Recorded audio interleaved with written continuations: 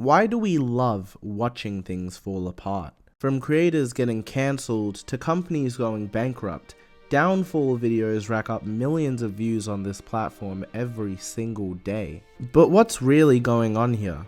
Are we just cruel, or is there something deeper at play? Let's dive into why the internet is obsessed with downfall videos and what it really says about us. When you scroll through YouTube, it's easy to see that drama drives clicks. Humans are hardwired to notice conflict and tension long before they notice any good news. Psychologists call this negativity bias. Our brains react more strongly to negative information than positive. A video about someone losing everything or a company collapsing instantly stands out among cheerful, ordinary content. We've always been wired to pay closer attention to danger or mistakes so we can learn from them. And this is at least partially why downfall videos feel so compelling. They often give us a sense of closure to an ongoing drama. And in the context of large creators or big brands, the rise might be exciting, but the fall is where the real story lives. Think about some of the most talked about downfalls online. Most recently, even Twitter's decline after rebranding to X. Each one of these downfalls follow the same magnetic formula. Something or someone climbs to the top, becomes untouchable, then crashes hard. That's irresistible storytelling, and when packaged in a YouTube video, it's almost impossible not to click. But let's be real, if we argued that the true reason why we love downfall videos was to learn a lesson out of them, we'd all be lying.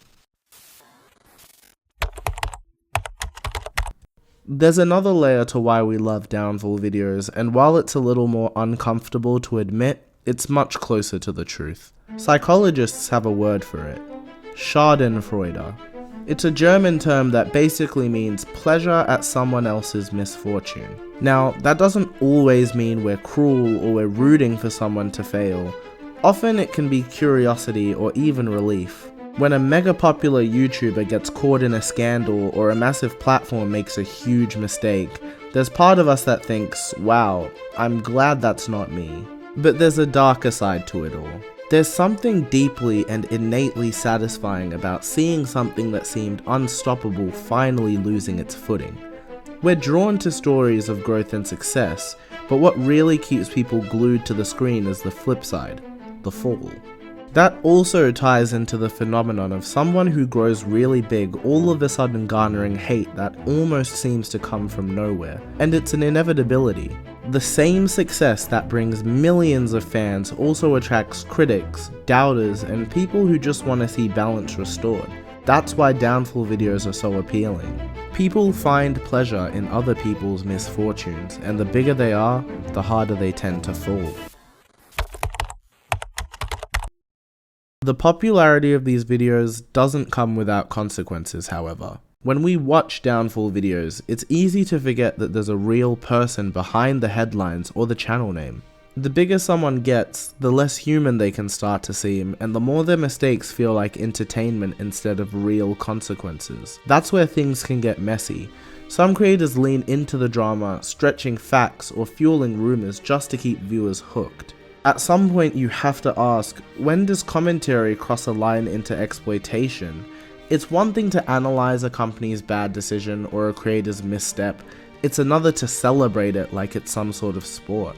These videos aren't all evil because they can teach lessons, tell fascinating stories, or even show you a side of a creator that wouldn't otherwise have come out. But they can also feed a culture that's quick to cancel and slow to forgive. As viewers and creators, it's worth remembering that the people we watch are still people. A little empathy goes a long way, even when the story is too dramatic to look away from. So at the end of the day, downfall videos aren't just about watching someone crash and burn. They're about curiosity, psychology, and storytelling.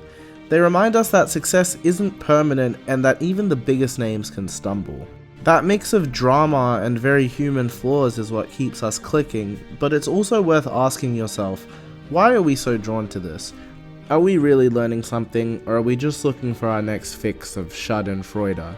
I'm so sure that's not how you use that word, but If you learned anything from this video or you enjoyed watching, please consider leaving a like and subscribing to the channel. I'm trying to hit 1,000 subs. I do lots of commentary and think pieces on this channel. So yeah, I really hope to see you in the next one.